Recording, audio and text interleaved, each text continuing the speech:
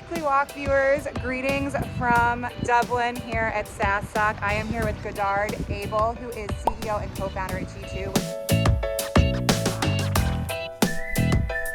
which I'm sure everybody watching knows exactly who G2 is. But thank you for being here and Weekly Walking with me. With you. So I know beautiful day in Dublin. I know it's not raining. This would have been a much different Weekly Walk if it was raining. So you were a 5-time entrepreneur. You had a little bit of experience doing the whole founding thing.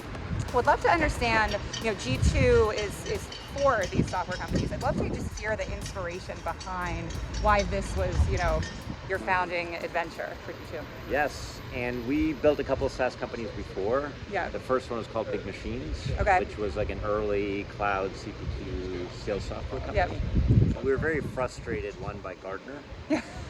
Because I worked at Forrester. I'm glad you didn't say Forrester. Yeah, but it took us 9 years to get in a Gartner report, and for them to recognize our category of CPQ, 12 years to become a leader. Oh, wow. And frankly, at least favorite part of my job as an entrepreneur was briefing analysts. Yeah. And I wanted to talk to customers. And we just thought our industry was missing a consumer-like site. Yep.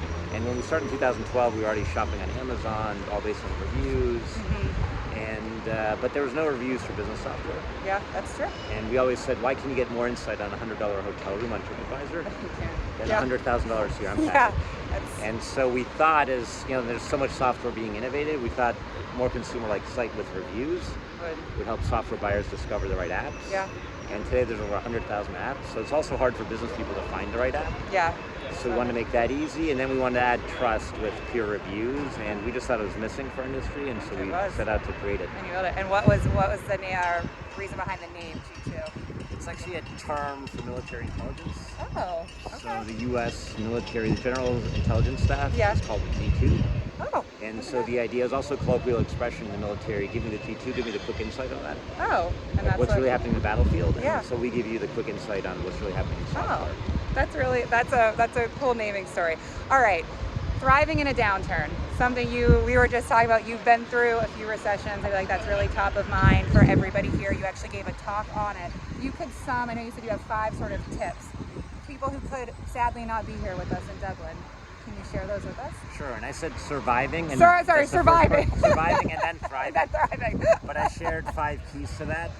And I think number 1 is to be authentic. Agreed. With your teams face to fear together, come up with a new plan. Yep. Number 2, I said, is to adapt quickly.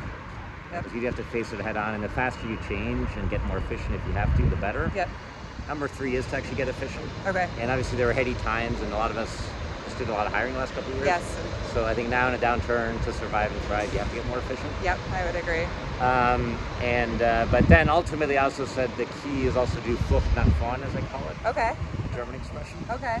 And that means flee to the front. Flee to the front, okay. And I think rather than sitting in the office getting all the press, that's why I'm out here in Dublin. I was in India, but I'm going around the world seeing our customers, seeing our teams. Yep. So I think you create energy. I would agree with that. And you keep selling your vision.